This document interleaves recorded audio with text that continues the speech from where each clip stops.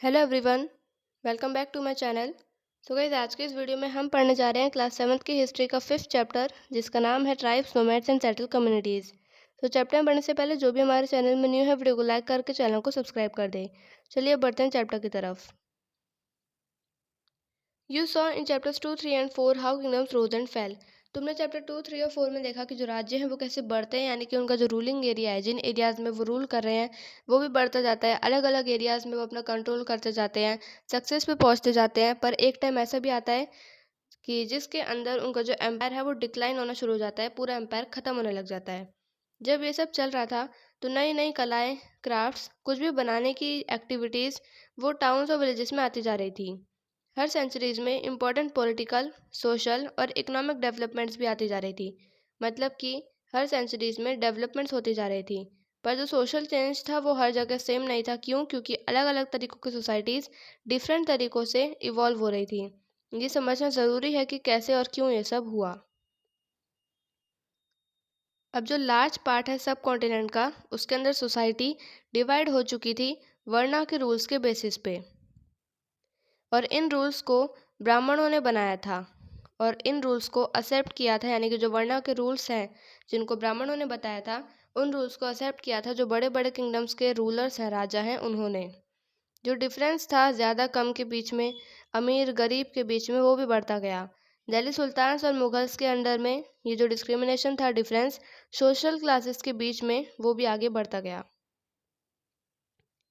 Now beyond big cities, tribal societies. अब अलग अलग तरीक़ों की और सोसाइटीज़ थी।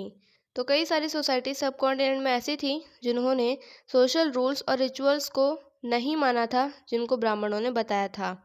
Nor were they divided into numerous unequal classes, such societies are often called tribes. तो इसीलिए उनको अनइक्वल क्लासेस में भी डिवाइड नहीं किया गया और ऐसी सोसाइटीज़ को ट्राइब्स कहा गया। ये ट्राइब्स की डेफिनेशन है कि कई सारी सोसाइटीज़ सब कॉन्टिनेंट में ऐसी भी थी जिन्होंने उन सोशल रूल्स और रिचुअल्स को नहीं माना था, जिनको ब्राह्मणों ने बताया था। इसलिए वो अनइक्वल क्लासेस में भी डिवाइड नहीं हुए थे और ऐसी सोसाइटीज़ को ट्राइब्स कहा गया। अब जो मेंबर्स हैं हर ट्राइब के, वो क्या सोचते थे कि वो सब एक ही खून के हैं। Many tribes obtained their livelihood from agriculture. कई सारे ट्राइब्स अपनी रोज़ी रोटी एग्रीकल्चर करके कमाते थे, मतलब खेती करते थे। और कुछ ट्राइब्स उसमें से हंटर गैदरर्स थे, तो कोई हर्डर्स था। ज़्यादातर वो अपनी इन एक्टिविटीज़ को कंबाइन करते थे और उस एरियाज़ में अपनी ये सब एक्टिविटीज़ करते थे जिन एरियाज़ में वो रहते हैं, ताकि वो उन एरियाज़ के जो भी नेचुरल रिसोर्सेज हैं, नेचुरल चीज़ें हैं, उनका पूरी तरीके से यूज़ कर सके। कुछ ट्राइब्स नोमैडिक थी, जो एक जगह से दूसरी जगह मूव करती रहती थी, जाती रहती थी। एक ट्राइबल का ग्रुप लैंड पे कंट्रोल करता था और उनके जो पेस्चर्स हैं उनको जॉइंट कर दिया करता था, और फिर खुद के रूल्स के ही अकॉर्डिंगली वो उन सारी चीज़ों को हाउस होल्ड्स में डिवाइड कर करता था। Many large tribes thrived in different parts of the subcontinent. अब कई सारी जो लार्ज ट्राइब्स हैं, बहुत बड़ी बड़ी जो ट्राइब्स हैं, वो सब कॉन्टिनेंट के अलग अलग पार्ट्स में रहती थी। वो ज़्यादातर ऐसे एरियाज़ में रहती थी जहाँ पे कोई और आसानी से ना पहुँच सके, जैसे कि जंगलों में, पहाड़ों में और डेजर्ट्स में। कभी कभी उनका टकराव, क्लैश मतलब कि टकराव, तो कभी कभी उनका टकराव जो है वो पावरफुल कास्ट बेस्ड सोसाइटी के साथ भी होता था। कई सारे तरीक़ों से उन्होंने अपनी आज़ादी को बचाए रखा और अपना अलग कल्चर बनाए रखा। पर जो कास्ट बेस्ड सोसाइटी है और ट्राइबल सोसाइटी है, वो दोनों एक दूसरे पे डेली के नीड्स के वजह से एक दूसरे पे डिपेंड है। और वो दोनों एक दूसरे पे डिपेंड है, तो इस वजह से वो दोनों ही सोसाइटी को नुकसान पहुंचाएगा। नुकसान कैसे पहुंचाएगा कि कुछ चीज़ें कास्ट बेस्ड सोसाइटी की ट्राइबल सोसाइटीज़ के अंदर आ जाएंगी और कुछ चीज़ें ट्राइबल सोसाइटीज़ की कास्ट बेस्ड सोसाइटी में आ जाएंगी। Now who were tribal people. Tribal people कौन थे? कॉन्टेम्परेरी हिस्टोरियंस, कॉन्टेम्परेरी मतलब कि पुराने, तो जो पुराने हिस्टोरियंस और ट्रैवलर्स थे वो बहुत कम इन्फॉर्मेशन देते हैं ट्राइब्स के बारे में, क्योंकि जो ट्राइब्स हैं वो अपना कोई भी रिटर्न रिकॉर्ड नहीं रखते, लिखा हुआ रिकॉर्ड नहीं रखते। वो सिर्फ ओरल ट्रेडिशन और रिच कस्टम्स का यूज़ करते हैं, यानी कि जब उनकी नेक्स्ट जनरेशन आएगी उनको वो सारी चीज़ें अपने कल्चर के बारे में सिर्फ बताएंगे, ना कि उनके लिए लिखेंगे। These were passed down to each new generation. जो आगे आने वाली जनरेशन है उनको बताया जाएगा, और जो उनकी अलग अलग चीज़ें हैं जो बहुत पहले से चलती आ रही हैं उनको दिखाया जाएगा। आज के जो हिस्टोरियंस हैं वो उन्हीं ओरल ट्रेडिशंस को यूज़ करके ट्राइबल की हिस्ट्रीज लिखते हैं। Tribal people were found in almost every region of the subcontinent. जो ट्राइबल पीपल हैं वो सब कॉन्टिनेंट के लगभग सारे ही रीजन्स में पाए जाते हैं, सारी जगहों में पाए जाते हैं। The area and influence of a tribe varied at different points of time. अब कौन ट्राइब कौन सी जगह में कब रहता है वो सब अलग अलग है, क्योंकि जो ट्राइबल ग्रुप है वो अलग अलग समय में उन एरियाज़ में आते गए। जैसे कि कुछ पावरफुल ट्राइब्स थी, जैसे पंजाब में खोखर ट्राइब थी, बहुत ज़्यादा इम्पोर्टेंट 13th और 14th सेंचुरीज़ के टाइम पे। पर बाद में गखर ट्राइब बन गई इम्पोर्टेंट।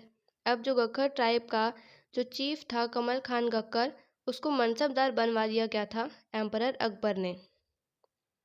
इन मुल्तान और सिंध में दो ट्राइब्स थी, लंगास और अरगुन्स, जो बहुत ज़्यादा पावरफुल थी जब उनको मुगल्स ने हराया था उससे पहले। बालोचीज जो थी वो दूसरी पावरफुल और बहुत बड़ी ट्राइब थी नॉर्थ वेस्ट में, और उनको अनइक्वल मतलब कई सारे छोटे छोटे क्लैंस में भी डिवाइड कर दिया गया था और अलग अलग क्लैंस का अलग अलग चीफ था। वेस्टर्न हिमालय में एक शेफर्ड ट्राइब रहती थी जिसका नाम था Gaddis. The distant north eastern part of the subcontinent too was entirely dominated by the tribes. अब नॉर्थ ईस्टर्न पार्ट में भी और भी ट्राइब्स रहती थी, जैसे कि नागास, अहोम्स और भी बहुत सारी। In many areas of present day Bihar and Jharkhand, आज के टाइम पे जिन स्टेट्स को हम बिहार और झारखंड के नाम से जानते हैं उन स्टेट्स के अंदर चीरो चीफडम्स रहती थी। चेरो एम्पायर रहता था जो 12th सेंचुरी में आया था। राजा मानसिंह जो अकबर का एक फेमस जनरल था, उसने 1591 में चेरोस के ऊपर अटैक किया और उन्हें हरा दिया।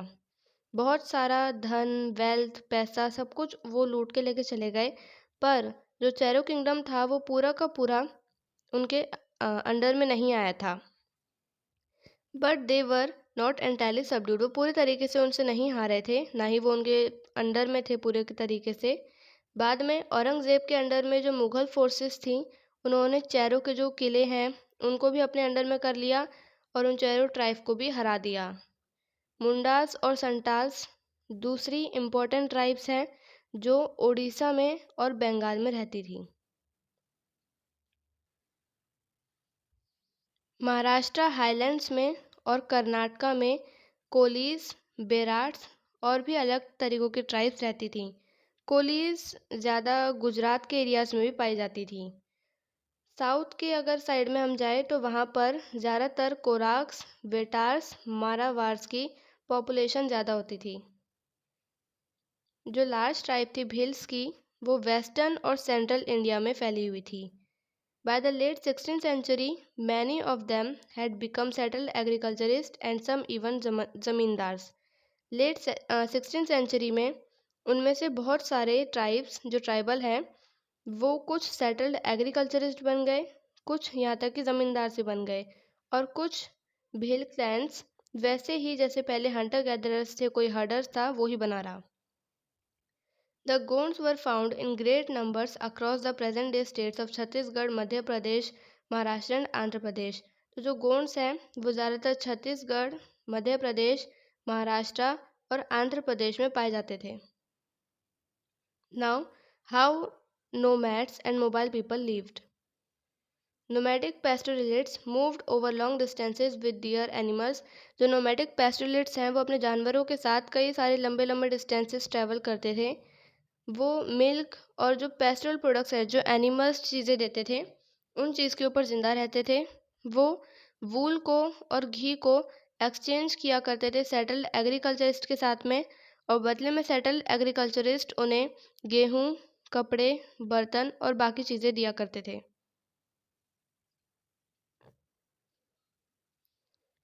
दे bought and sold these goods. अब जो ट्राइबल पीपल थे वो इन सारी चीज़ों को मतलब कि गुड्स को खरीदते थे और बेचते थे उन जगहों में, अलग अलग जगहों में जाके अपने एनिमल्स के ऊपर वो अपने इन गुड्स को ट्रांसपोर्ट किया करते थे।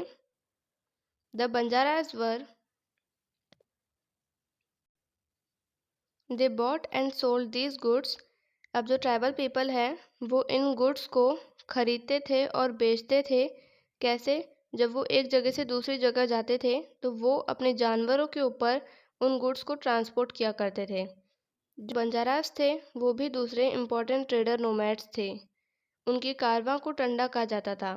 सुल्तान अलाउद्दीन खिलजी ने बंजारास की सर्विस को यूज़ किया था, जिससे कि जो बंजारास हैं वो ग्रेन्स को ट्रांसपोर्ट कर सके सिटी मार्केट्स में। एम्परर जहांगीर ने अपनी मेमोइर्स में लिखा था कि जो बंजारास हैं वो ग्रेन्स को कैरी करके ले जाते हैं बुलॉक्स के ऊपर और अलग अलग एरियाज़ में जाके उन्हें बेचते हैं। उन्होंने फूड ग्रेन को ट्रांसपोर्ट किया था जब मुग़ल आर्मी काम कर रही थी मिलिट्री कैंपेन्स के अंदर। तो उस टाइम पे उन्होंने टोटल 1 लाख बुलॉक्स को भेजा था जिनके ऊपर गेहूं थे मुग़ल आर्मी के लिए। अब कोई पीटर मुंडे है, वो एक इंग्लिश के ट्रेडर हैं जो इंडिया आए थे 17वीं सेंचुरी से पहले। उन्होंने बंजारास के बारे में कुछ बताए हैं। मॉर्निंग में हम बंजारास के टंडा में मिले थे, बंजारास के जो टंडा है उनसे मिले थे और वहाँ पे टोटल 14,000 ऑक्सन थे। They were all laden with grains, उनके ऊपर ग्रेन्स रखे हुए थे, वीट रखे हुए थे और राइस रखे हुए थे, चावल रखे थे। These Banjaras carry their household wives and children, वो अपनी जो वाइफ्स हैं, बीवी हैं, अपने बच्चे हैं, उनको भी साथ में लेके जाते थे। एक टंडा के अंदर कई सारी फैमिलीज आ जाती थी। Their way of life is similar to that of carriers who continuously travel from one place to place। अब वो एक साथ अलग से अलग जगहों में जाते रहते थे उन सारी चीज़ों को कैरी करके। दे ओन दियर ऑक्सन, उनकी जो ऑक्सन थी वो उनकी खुद की ही थी। They are sometimes hired by merchants, कभी कभी वो मर्चेंट्स के द्वारा हायर भी कर लेते थे, मतलब कि जो मर्चेंट्स हैं वो उनको हायर कर लिया करते थे कभी कभी। But most commonly they are themselves merchants, पर ज़्यादातर वो खुद ही मर्चेंट्स थे। दे बाय ग्रेन, वो गेहूँ कहाँ से खरीदते थे? जहाँ पे जो गेहूँ है वो बहुत सस्ते रेट में मिलते थे और उनको उन जगहों में जाके बेचते थे जहाँ पे वो बहुत महंगे रेट में बिकते थे। वहाँ से वो अपने ऑक्शन के ऊपर ग्रेन्स को कैरी किया करते थे और वहाँ पे बेच दिया करते थे जहाँ पे उनका रेट बहुत ज़्यादा होता था। एक टंडा में 6 से 700 6 और 700 पर्सन्स होते थे, 600-700 लोग होते थे। They do not travel more than 6 और 7 माइल्स अ डे, वो एक दिन में 6 से 7 माइल्स ही चलते थे, उससे ज़्यादा नहीं चलते थे। That too in the cool weather, और जब ठंडा मौसम रहता था उसके अंदर भी यही सेम कंडीशन रहती थी।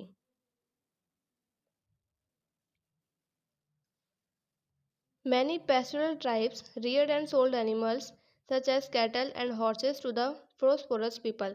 अब कई सारे जो पेस्टोरल ट्राइब्स थे वो खरीदते थे और जानवरों को बेचते थे, जैसे कि कैटल, घोड़े, ज़्यादातर उन लोगों को जो अमीर लोग होते थे। अलग अलग कास्ट होती थी पैटी पैडलर्स की, जो दूसरे गाँव में जाते रहते थे। वो रोप्स बनाते थे, रस्सियाँ बनाते थे, रीड्स बनाते थे, स्ट्रॉ मैटिंग बनाते थे और कोर्स सैक्स बनाते थे। कभी कभी मेडिकेंस जो है वो भी एक वेंडरिंग मर्चेंट्स के जैसे काम करती थी। There were caste of entertainers, अलग कास्ट होती थी एंटरटेनर्स की जो दूसरे लोगों का मनोरंजन करते थे। Who performed in different towns and villages for their livelihood. Now changing society, new caste and hierarchies. As the economy and the needs of society grew, जैसे जैसे इकोनॉमी और जो सोसाइटीज़ की नीड्स हैं वो बढ़ती गई, people with new skills were required, तो लोगों को नई नई स्किल्स की, नई नई कलाओं की ज़रूरत थी। स्मॉलर कास्ट और जातीज इमर्ज्ड विद इन वर्नास, अब जो छोटी छोटी कास्ट हैं वो भी वर्नास के टाइम पे इमर्ज होने लगी। फॉर एग्ज़ाम्पल ब्राह्मणों की भी नई कास्ट आने लगी। दूसरी तरफ जो कई सारी ट्राइब्स थी और सोशल ग्रुप्स थे उनको भी कास्ट पे सोसाइटी के अंदर डाल दिया गया और उनको अलग जाति का नाम दे दिया गया। कुछ आर्टिशियंस जैसे कि स्मिथ्स, कारपेंटर्स और मैसन्स, उनको भी अलग जाति दे दी गई ब्राह्मणों के द्वारा। अब जो जाति है वर्णा से ज़्यादा became the basis for organising society, society के अंदर जातीज आती गई। अमंग द क्षत्रियास, क्षत्रियास के साथ साथ नए नए राजपूत क्लैंस बिकेम पावरफुल। जो नए नए राजपूत क्लैंस थे वो भी पावरफुल बनते गए 11th और 12th सेंचुरीज में। और वो अलग अलग लाइनेज से बिलोंग करते थे। कोई ऊनास था, कोई चंडेलास था, कोई चालुक्यास था, और यहाँ तक कि कोई पहले ट्राइब्स भी रह चुका था। Many of this clans came to be regarded as Rajput. और इनमें से कई सारी क्लैंस ऐसी भी थीं जो राजपूत बन गई थी। They gradually replace the older rulers. उन्होंने जो पुराने रूलर्स थे उनको हटा दिया, स्पेशली उन जगहों के जहाँ पे एग्रीकल्चर किया जाता था, और अपना एग्रीकल्चर वाले एरियाज़ के अंदर कंट्रोल कर लिया। अब एक डेवलप्ड सोसाइटी यहाँ पे इमर्ज होने लगी थी, और जो रूलर्स थे वो अपनी वेल्थ को यूज़ करते थे पावरफुल स्टेट्स को बनाने के लिए। The rise of Rajput clans to the position of rulers set an example for the tribal people to follow. Gradually, with the support of the Brahmins, many tribes became a part of the caste system. अब यहाँ पर जो Rajput clans हैं वो अपनी position लेते जा रहे थे, क्योंकि वो सक्सेस पे पहुँचते जा रहे थे, और यहाँ पे उन्होंने ट्राइबल पीपल के लिए एक एग्जाम्पल बना दिया, जिससे कि ट्राइबल पीपल उन सारी चीज़ों को, उन रूल्स को जो वो बना रहे हैं उनको फॉलो कर सके। अब ब्राह्मणों की सपोर्ट से जो ट्राइबल पीपल थे वो कास्ट पे सोसाइटी के अंदर एंटर हो गए, but only the leading tribal families. पर जो ट्राइबल ग्रुप के अंदर जो लीडर थे सिर्फ वही फैमिलीज रूलिंग क्लासेस को ज्वाइन कर पाई। A large majority joined the lower jatis of caste society. और जो बहुत ज़्यादा बड़ी मेजोरिटी थी लोअर जातीज जो थी उनके अंदर ज्वाइन कर दी गई ट्राइबल सोसाइटीज़ को। ऑन द अदर हैंड दूसरी तरफ मैनी डोमिनेंट ट्राइब्स ऑफ, अब कुछ पंजाब के ट्राइब्स, कुछ सिंध के ट्राइब्स और कुछ नॉर्थ वेस्ट फ्रंटियर के जो ट्राइब थे उन्होंने इस्लाम धर्म को अडॉप्ट कर लिया। They continue to reject the caste system. वो कास्ट सिस्टम को रिजेक्ट करते रहे। The unequal social order prescribed by the orthodox Hinduism was not widely accepted in these areas. जो ऑर्थोडॉक्स थे और जो सोशल ऑर्डर थे, डिस्क्रिमिनेशन था, वो भी इन एरियाज में एक्सेप्ट नहीं किया जाता था। The emergence of states is closely related to social change amongst tribal people. अब जो इमर्जेंस है, जो स्टेट्स की आती जा रही है, नए नए स्टेट्स आते जा रहे हैं, तो इस वजह से ट्राइबल पीपल जो हैं उनको भी चेंज होना पड़ा। अब इसके हम दो एग्जांपल्स देखेंगे। सबसे पहले हम गोंड्स के बारे में पढ़ेंगे। जो गोंड्स थे वो गोंडवाना में रहते थे और वो शिफ्टिंग कल्टीवेशन किया करते थे। जो लार्ज गोंड ट्राइब है वो बहुत सारे छोटे छोटे क्लैंस में डिवाइड हो गई थी। हर क्लैन का खुद का राजा और राई था। जब दिल्ली सुल्तान्स डिक्लाइन हो रहे थे तो उस टाइम पे कुछ और भी बड़े बड़े गोंड किंगडम्स आने लगे, जिनके अंदर छोटे छोटे गोंड चीफ्स थे। अकबरनामा ने अपनी हिस्ट्री में मेंशन किया है, मतलब अकबरनामा जो है वो एक बुक है जिसके अंदर अकबर के बारे में बता रखा है। तो उसके अंदर ये मेंशन हो रखा है कि गोंड किंगडम जो गढ़कटंगा का है उसके अंदर टोटल 70,000 विलेजेस हैं। अब जो एडमिनिस्ट्रेटिव सिस्टम है इस किंगडम का वो भी सेंट्रलाइज होने लगा, और जो किंगडम है वो गढ़s में डिवाइड हो गया। Each garh was controlled by a particular Gond clan. हर गढ़ को एक एक गोंड क्लैन कंट्रोल करता था। वो आगे डिवाइड हुआ, यानी कि जो गढ़ है वो आगे डिवाइड हुआ 84 विलेजेस में, जिसको 84 बोला गया। और फिर वो 84 भी डिवाइड हुआ बैरहोट्स में, जिसके अंदर 12 विलेजेस आते थे। अब जो इमर्जेंस है लार्ज स्टेट्स की, उन्होंने पूरे गोंड सोसाइटी का नेचर चेंज कर दिया। Here basically equal society gradually got divided into unequal social classes. अब जो गोंड किंगडम जो ट्राइबल था, जो कहते थे कि हम सब इक्वल है, हम अनइक्वल नहीं है, तो वो इक्वल सोसाइटी अब अनइक्वल क्लासेस में डिवाइड हो गई है। ब्राह्मणों को लैंड ग्रांट्स मिलती रही जो गोंड के राजा हैं, और वो और भी ज़्यादा इन्फ्लुएंशियल होते गए और भी ज़्यादा पावरफुल होते गए। और जो गोंड चीफ्स हैं अब वो विश करने लगे कि वो राजपूत के नाम से जाने जाए। तो उनका एक राजा था अमन दास, गोंड राजा गढ़कटंगा का। उसने एक टाइटल अज्यूम कर लिया संग्राम शाह का। उसका बेटा दलपत, उसने मैरी करी, शादी करी प्रिंसेस दुर्गावती से, जो सलबहान की बेटी थी, चंडेल राजपूत राजा महोबा के बेटी थी वो Durgavati. Dalpat how ever died early. Dalpat जो है वो जल्दी ही मर गए। रानी दुर्गावती बहुत ज़्यादा कैपेबल थी और उन्होंने रूलिंग करना स्टार्ट कर दिया था जब उनका जो बेटा था 5 साल का Vir Naren. Under her the kingdom became even more extensive. Rani Durgavati के अंडर में जो किंगडम था वो और भी ज़्यादा बड़ा होता गया। इन 1565 में जो मुग़ल फोर्सेस थी असफ खान के अंडर में, उन्होंने गढ़कटंगा पे अटैक किया। बहुत अच्छी परफॉर्मेंस दी रानी दुर्गावती ने, पर फिर भी वो हार गई और उन्होंने सरेंडर करने से ज़्यादा मरना ज़्यादा प्रेफर किया। उनका बेटा भी लड़ाई करते करते जल्दी ही मर गया। गढ़कटंगा एक रिच स्टेट था, अमीर स्टेट था। वो पैसा कैसे कमाते थे, क्योंकि वो जो जंगली जानवर है, जंगली एलिफेंट्स, वो ट्रैप करते थे और उन्हें बेचा करते थे जो बाकी किंगडम्स हैं वहाँ पे। व्हेन द मुगल्स, जब मुगल्स ने गोंड्स को डिफीट करा, हरा दिया, तो उन्होंने कई सारा बूटी, कई सारा धन, प्रीशियस सिक्के, कीमती सिक्के और एलिफेंट्स से उनको कैप्चर कर लिया। They annexed part of the kingdom and granted the rest to Chandrashah and uncle of Vir Naren. तो उन्होंने जो किंगडम था गढ़कटंगा, उसका ज़्यादा पार्ट तो उन्होंने अपने पास रख लिया और जो बचा हुआ था कंट्रोल करने के लिए उसे चंद्रशाह को दे दिया, और चंद्रशाह वीर नरेन के चाचा थे। Despite the fall of Garha Katanga the Gond kingdom survived for some time.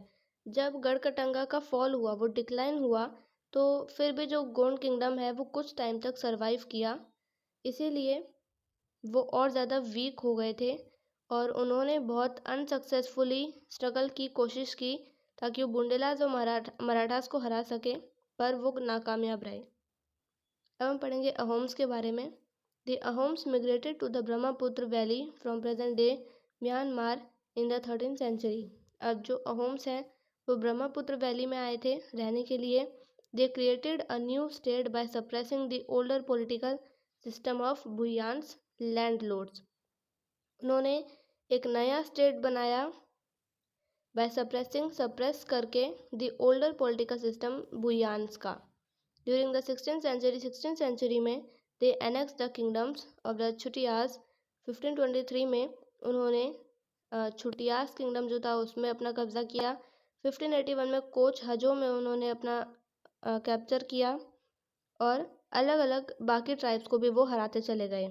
अब जो अहोम्स था वो एक बहुत बड़े स्टेट में बदल चुका था। And for this they use fire arms, और इसकी रक्षा के लिए उन्होंने फायर आर्म्स की यूज़ की 1530 में।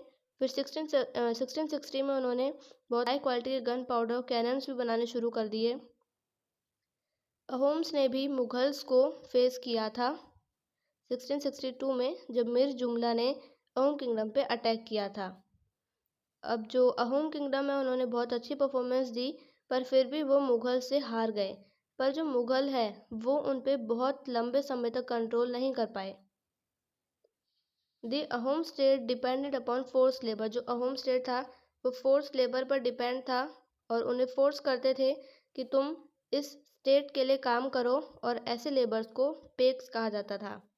एक सेंसस हुआ पॉपुलेशन का कि हर विलेज में, जिस विलेज के अंदर ज़्यादा लोग हैं, वो कुछ लोग उन विलेजेस में चले जाएंगे जहाँ पर बहुत कम लोग रहते हैं, और इस वजह से जो अहोम्स है, अहोम का क्लैन वो टूट गया।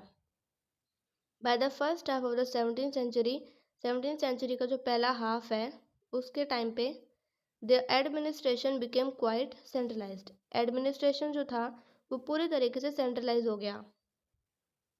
लगभग सारे के सारे जो एडल्ट मेल्स थे वो लड़ाई के टाइम पे, युद्ध के टाइम पे जो आर्मी है उनकी सेवा करते थे, और बाकी टाइम में जब युद्ध नहीं होता था तो वो बिल्डिंग्स, डैम्स, इरिगेशन सिस्टम या कोई भी दूसरा जो पब्लिक वर्क है उसके अंदर इंगेज रहते थे, उनको बनाते रहते थे।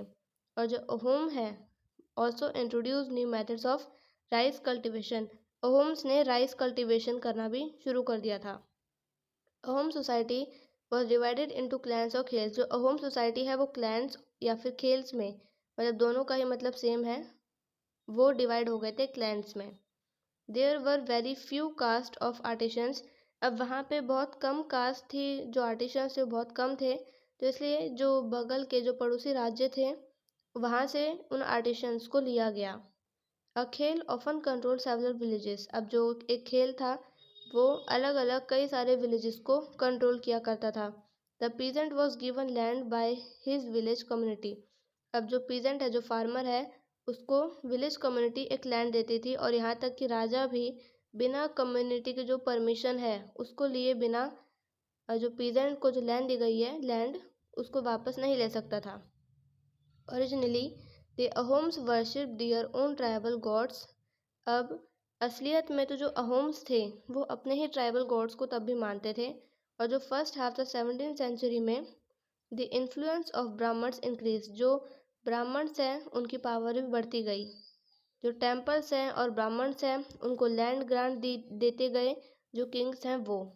इन the reign of Shiva Singh Hinduism became the predominant religion.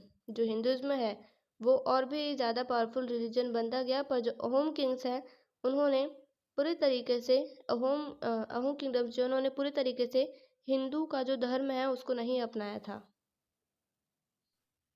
Ahom society was very sophisticated. Ahom society जो थी वो बहुत ज़्यादा पावरफुल थी। पोइट्स और स्कॉलर्स को यहाँ पे लैंड दी जाती थी। थिएटर जो थे वो बहुत ज़्यादा इनकरेज थे। Important works of Sanskrit were translated into the local language.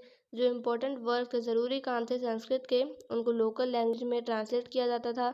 Historical chronicles known as Buranjis. जो हिस्टोरिकल क्रोनिकल्स थे उनको बुरांजीज कहा जाता था। Were also written first in the Ahom language. तो जो बुरांजीज थी सबसे पहले वो अहोम की लैंग्वेज में लिखी गई, फिर असामीज लैंग्वेज में लिखी गई, असम की लैंग्वेज में लिखी गई। कंक्लूजन क्या निकला इस चैप्टर का? Considerable social change took place in the subcontinent during the period we have been examining. Varna based society and tribal people constantly interacted with each other.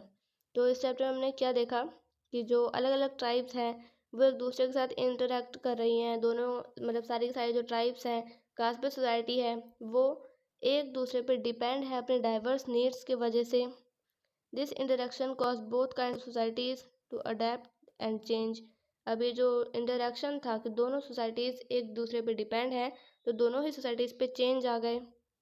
There were many different tribes.